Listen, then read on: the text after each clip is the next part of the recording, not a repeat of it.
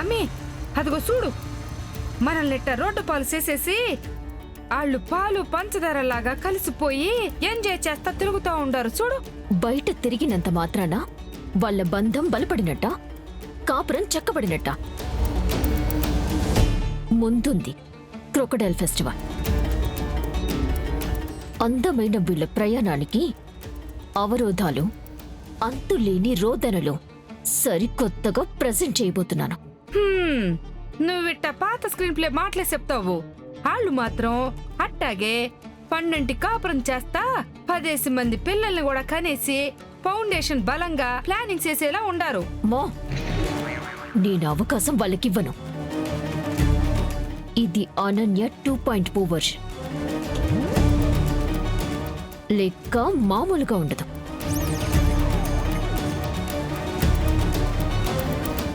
ఏంటనన్య ఇది?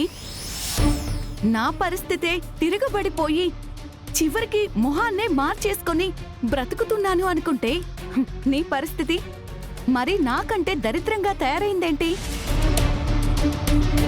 జరిగింది చెవులతో విన్న నీకే ఇట్ట అనిపిస్తా ఉండదంటే ఆ దరిద్రాన్నంతా అనుభవిస్తున్న మా పరిస్థితి ఇంకా ఎట్టా ఉంటుందో అర్థం చేసుకోమ్మి.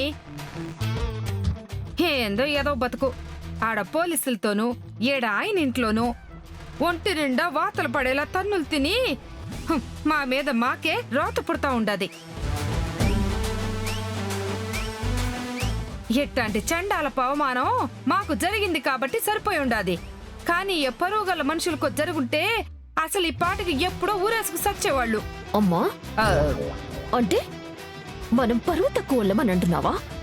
తక్కువ నేను ఏడన్నానమ్మి, అసలు మనకి పరువే లేదంటేను. అసలే తిక్క మీదున్నాను, చిరుకు పెడితే చంపేస్తాను. ఈ స్పెషల్ గా నువ్వు చంపేదేముంది మే? నీ దరిద్ర పడి అలా బారిన పడి నేను ఎప్పుడొకప్పుడు టపా కట్టేయడం గ్యారంటీనే. అబ్బా, మీరింకాపుతారా? వేసిన ప్లాను వర్కౌట్ కానప్పుడు మీకే కాదు నాకు ఇలాగే ఉంటుంది. కానీ ఇలాంటి టైంలోనే పిచ్చెక్కిన సునకాల్లాగా అరుచుకోవడం మానేసి నెక్స్ట్ ఏం చేయాలో బుర్ర పెట్టి ఆలోచించాలి. అదే ఆలోచనలో ఉన్నాను సమీరా. కానీ పాదరసంలా పరుగు తీసే నా బ్రెయిన్ ఆ అత్తకోడల ఇంటెలిజెన్స్ ముందు కాన్షియస్ అయిపోయి అక్కడే ఆగిపోతుంది. నేను ఎంత పెద్ద స్కెచ్ వర్కౌట్ చేసినా ఏదో ఒక క్లూతో వచ్చి దెబ్బ కొట్టేస్తున్నారు. అలా అని ఇలా డిసప్పాయింట్ అయిపోయి ఇక్కడే ఉండిపోతావా? నెవర్. ఏది ఏవైనా నేను అనుకున్నది మాత్రం సాధించకుండా విడిచిపెట్టే ప్రసక్తే లేదు. ఆ ఇంటిని ముక్కలు ముక్కలు చేయాలన్న నా కల కలగానే మిగిలిపోవటానికి నేను ఒప్పుకోను. అందుకు నీకున్న ఏకైక బలం, దారి ఒకే ఒక్క దామిని అనన్య. ఇంకెక్కడ దామిని అమ్మి?